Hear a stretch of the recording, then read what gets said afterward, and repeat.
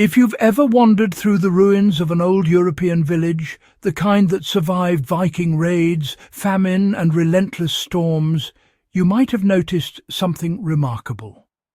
The beams holding up these centuries-old houses and barns are often still solid.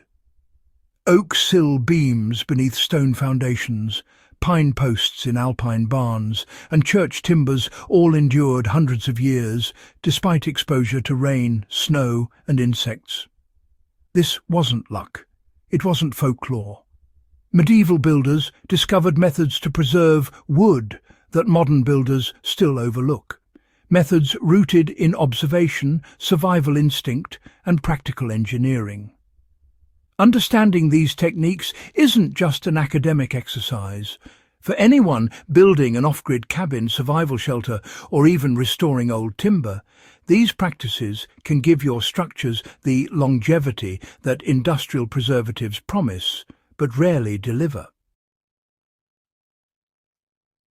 Medieval craftsmen selected the right wood at the right time.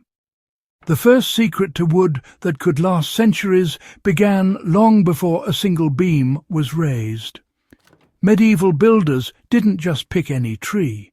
They understood that timing was everything. Wood cut in the dormant winter months contained far less sap, the very substance that fungi, insects and bacteria feed on. By felling trees in the dead of winter, craftsmen naturally reduce the wood's vulnerability. If you apply this today, it's the same principle. Whether you're harvesting timber yourself or sourcing it from a sawmill, prioritize wood cut in winter or sourced from dormant season trees. It contains fewer sugars, less moisture, and is far less inviting to decay organisms, giving your structures a natural head start in longevity. They slowly seasoned the wood to build strength and stability. Cutting the wood correctly was only the beginning. Medieval builders knew that rapid drying weakened timber and encouraged rot. They didn't rush the process. They air-dried wood carefully under ventilated shelters, never in direct sunlight and never sealed away. This slow seasoning allowed the timber to reach a stable internal moisture content. The result was wood that didn't warp, crack, or trap moisture when seasons changed.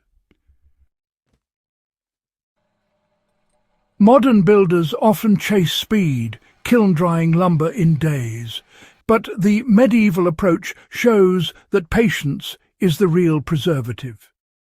If you're preparing wood for a shelter or survival structure today, stack it with gaps for airflow, cover it lightly from rain, and let it breathe. They charred the ends to stop insects and rot. Another medieval technique was surprisingly simple: controlled charring. Builders lightly burnt the ends of posts and beams destined to touch the ground. This created a carbon layer that repelled insects, resisted moisture, and slowed microbial growth. Archaeological digs across Scandinavia and the British Isles show charred post ends in structures up to 1,000 years old. Reproducing this today requires no fancy equipment.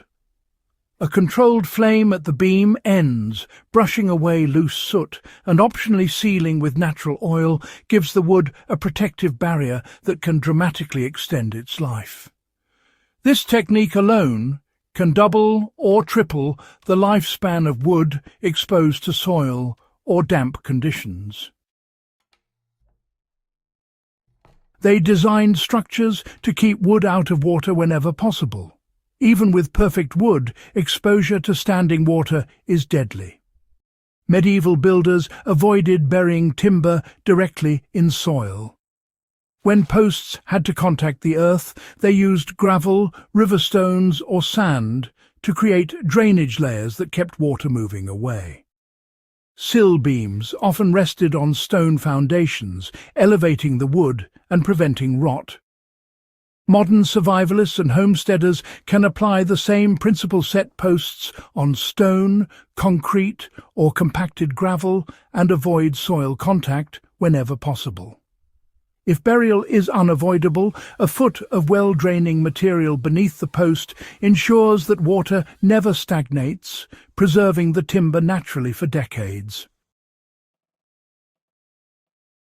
They allowed air to flow around every beam. Finally, medieval buildings were designed to breathe.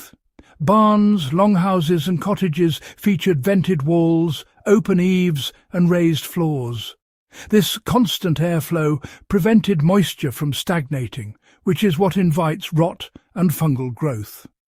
Modern construction often seals structures tightly, trapping humidity and accelerating decay. For anyone building an off-grid cabin or workshop today, the medieval principle still holds: promote cross-ventilation, leave gaps for airflow, and don't enclose timber in completely sealed walls. Structures that breathe are structures that last. These methods are timeless and practical. What we often call medieval wood preservation wasn't magic. It was a combination of biology, physics, and human observation applied with skill and patience. The principles are simple but powerful. Choose the right timber at the right time. Season it slowly. Char vulnerable ends. Prevent water contact and maintain airflow. Apply these strategies today and your survival structures, cabins or restored buildings will outlast modern chemical treatments. If this guide has given you actionable strategies and, well, deeper insight into the ingenuity of medieval builders, subscribe to Warfront Survival for more history-driven survival knowledge. Share this video with someone who values real craftsmanship, and keep these time-tested techniques alive in your own projects.